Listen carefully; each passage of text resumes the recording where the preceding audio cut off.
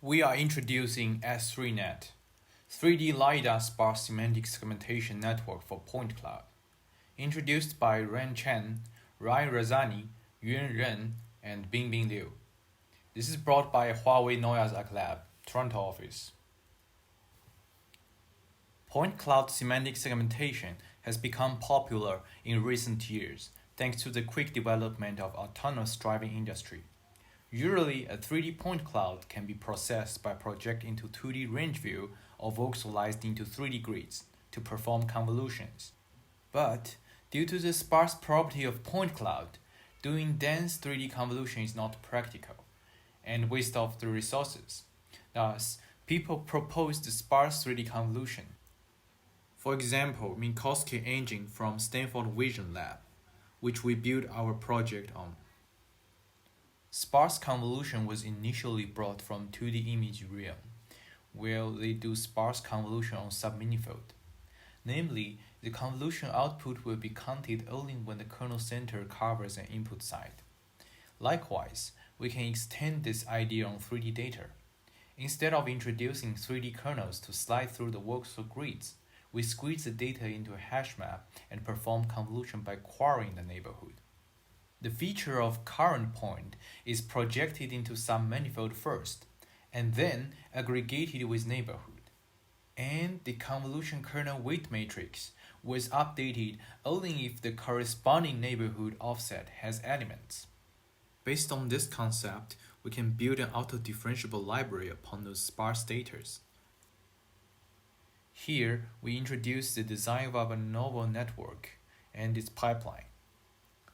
A 3D point cloud is first voxelized and converted into sparse tensor.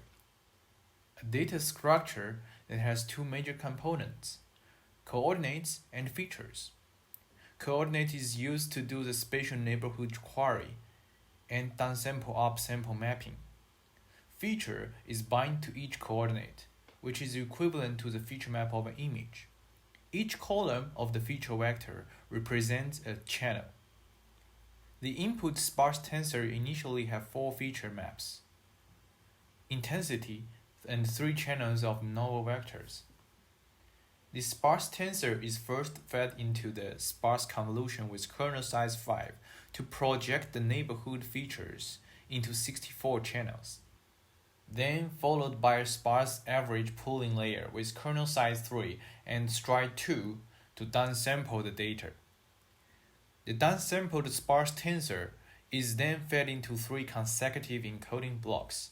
Each encoding block contains 1 layer of sparse conv, 1 layer of sparse intra-channel attention module, 1 layer of sparse inter-channel attention module, and a sparse residual tower layer. All those layers will be further introduced in the following slides. Similarly, the decoder blocks consist of sparse transpose conv, sparse interchannel attention module, and sparse residual tower. Sparse tensors maintain the coordinate mapping. Thus, the neighborhood information can be propagated accordingly. When the sparse tensor stride recovers back to 1, which is the original resolution of the voxel data, we perform another point-wise convolution to produce the semantic probabilities for each point. Now we are going to introduce the modules mentioned above one by one. Let's start with the sparse intra-channel attention module. Sparse intra-channel attention module extracts the sparse tensor feature in a very large receptive field. Then, a point-wise feature channel compression layer compresses each point's feature vector column-wisely, also known as channel-wisely.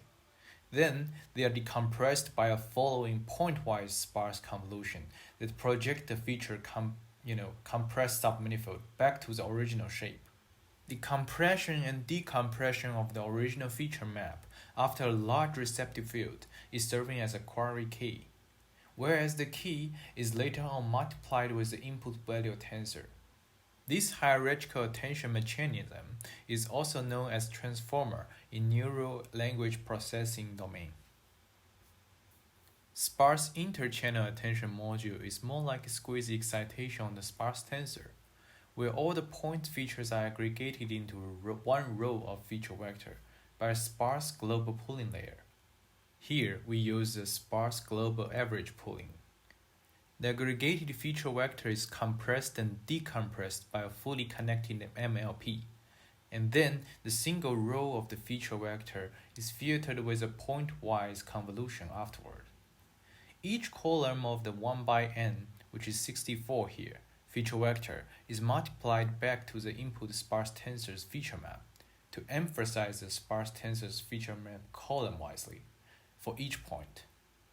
We observed gradient vanishing after introducing this submodule, and sometimes result in divergence.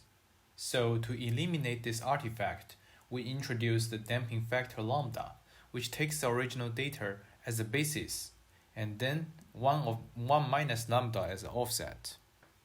The scaling effect of squeeze excitation can only affect the offset, and we can adjust the contribution of the submodule by adjusting lambda's value. In our experiments, lambda is empirically set to 0.5.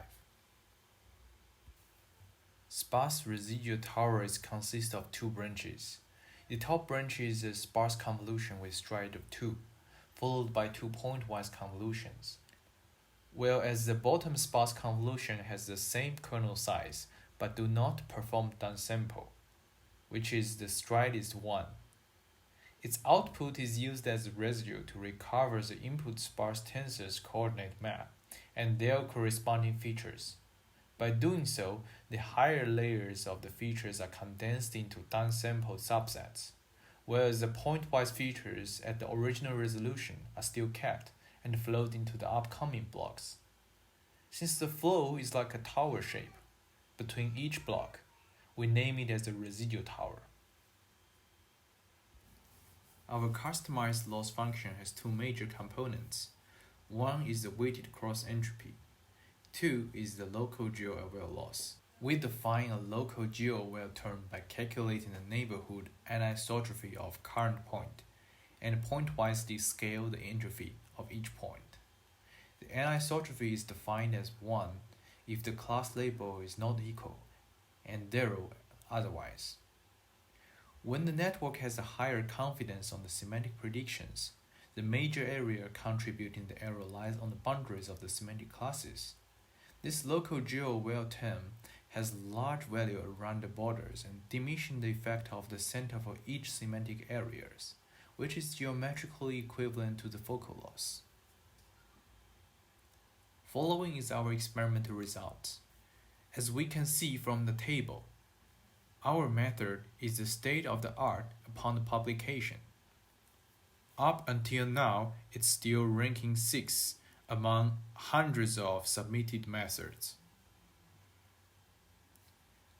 Additionally, we list our ablation study table here.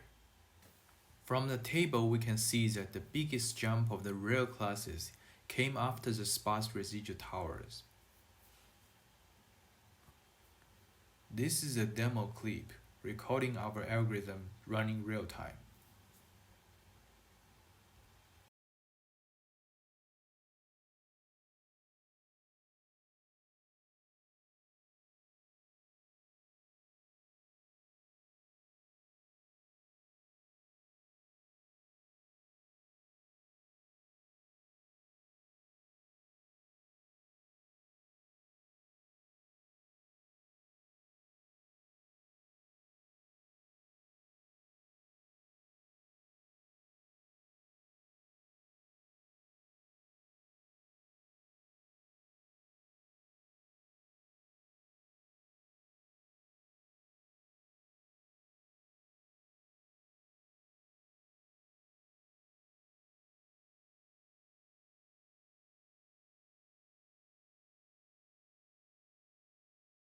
Thank you.